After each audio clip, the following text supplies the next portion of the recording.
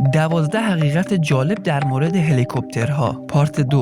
7. آیا داوینچی هلیکوپتر رو اختراع کرد؟ بسیاری از مردم بر این عقیده‌اند که نقاشی‌های داوینچی از یک وسیله پرنده اولین طرح هلیکوپتر هستش، اما ایگور سیکورسکی عنوان اولین مخترع این وسیله را از آن خود کرده. 8. هلیکوپتر در ارتفاعات بالا نیز پرواز می‌کنه. ارتفاعات متوسط پرواز یک هلیکوپتر تقریباً 4 کیلومتره. البته در یکی از پروازها خلبان تونسته با هلیکوپتر خود تا ارتفاع 12 کیلومتری از سطح دریا هم برسه. 9. واژه هلیکوپتر از زبان لاتین گرفته شده و به معنی بالهای چرخانه. 10. هلیکوپترها دارای قابلیت گردش خودکار هستند، یعنی اینکه در شرایط خرابی موتور نیز میتونن تحت شرایط کنترل شده فرود بیان. 11. هلیکوپترها نمیتونن در هر جایی پرواز کنن. یک معدن الماس در روسیه به قدری عمیقه که هلیکوپترها قابلیت پرواز بر روی اون رو ندارن. 12. قدرت بعضی از هلیکوپترها بسیار زیاده، به قدری قوی هستن که میتونن 2 هلیکوپتر آپاچی رو با هم دیگه نگه دارن.